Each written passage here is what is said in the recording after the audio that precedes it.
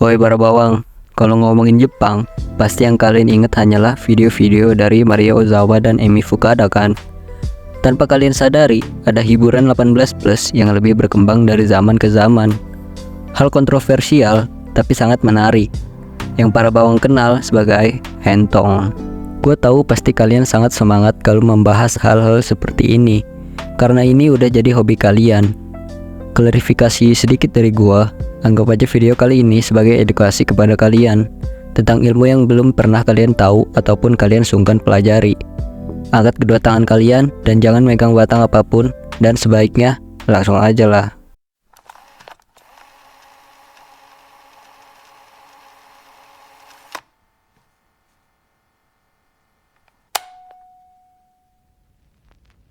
Sebelum gua jauh ke sejarah hentong, lebih baik kita definisikan dulu arti dari kata hentong. Perkataan hentong ditulis dalam kanji. Hentai adalah sebatian kanji dari hen yang artinya perubahan atau pelik, dan tai artinya penampilan atau keadaan. Ini juga bermaksud penyimpangan atau kelainan, terutama ketika digunakan sebagai kata sifat. Hentong adalah bentuk pemendekan dari frasa hentai seiyoku, yang bermaksud penyimpangan seksual. Terjemahan teks psikologi Jerman mengemukakan konsep hentai seiyoku sebagai hasrat seksual yang sesat atau tidak normal. Walaupun dipopulerkan di luar psikologi seperti dalam novel Moriogai tahun 1909, minat yang berterusan terhadap hentai seiyoku menghasilkan banyak jurnal dan penerbitan mengenai nasihat seksual yang beredar di khalayak ramai, berfungsi untuk membuktikan konotasi seksual hentai sebagai kesesatan yang sesat.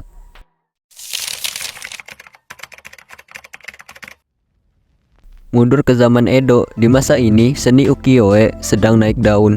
Ukiyo-e adalah seni cetak kayu yang menggambarkan berbagai aspek, dan tebakan kalian benar, hal erotis juga termasuk dalam seni ini, yang biasa dikenal sebagai sungga. Sungga adalah nenek moyang dari hentong yang saat ini kalian nikmati. Sungga sering dijadikan panduan seksual atau bisa disebut dengan bahan bacol.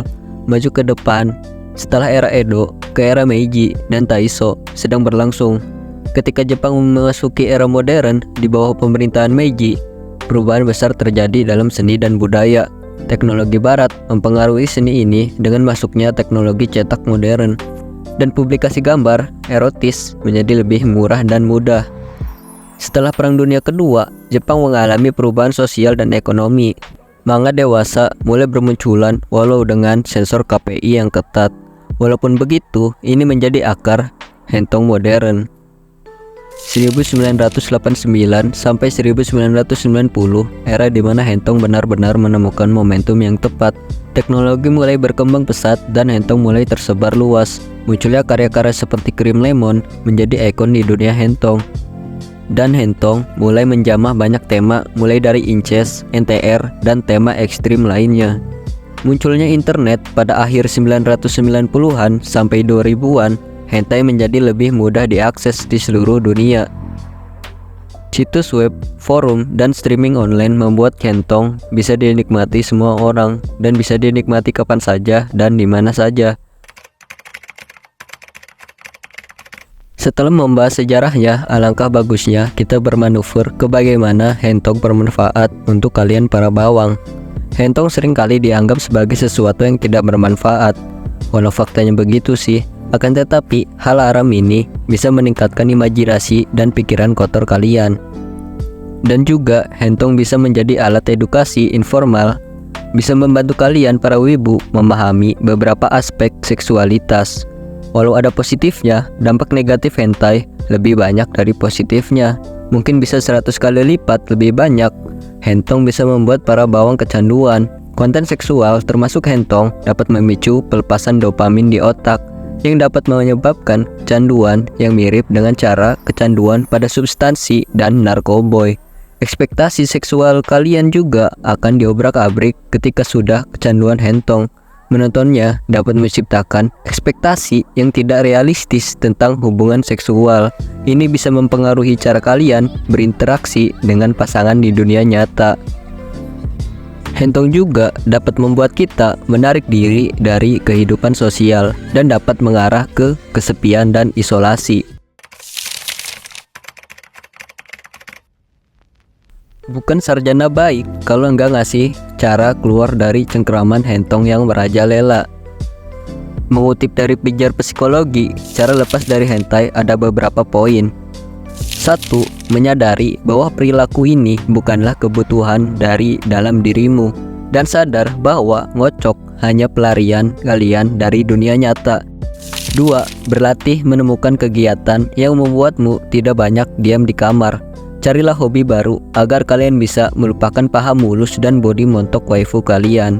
3. Membangun lingkungan pertemanan yang membuatmu merasa enjoy dan happy di dalamnya. Sendiri membuat kalian leluasa membuka hentong.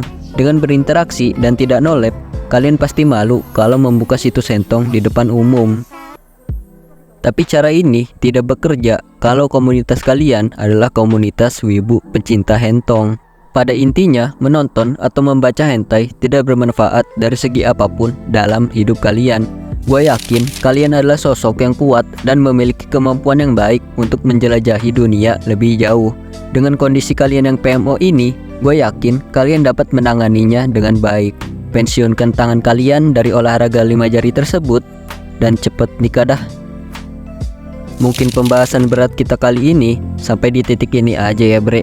Gue takut bakal lebih jauh ke hal-hal lain yang tidak berkaitan dengan pembahasan kita. Maaf kalau ada kata-kata yang kurang bisa diterima, maklumin aja channel baru. Gua Sarjana dan adios.